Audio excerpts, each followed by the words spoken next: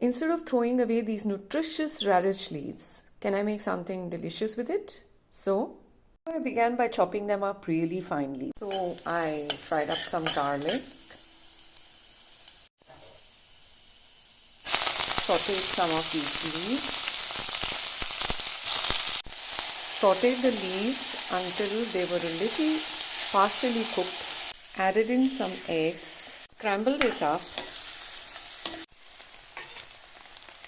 added some salt, some chili powder, and my favorite anda burji, scrambled eggs, just got a lot more healthier but also crunchier and tastier.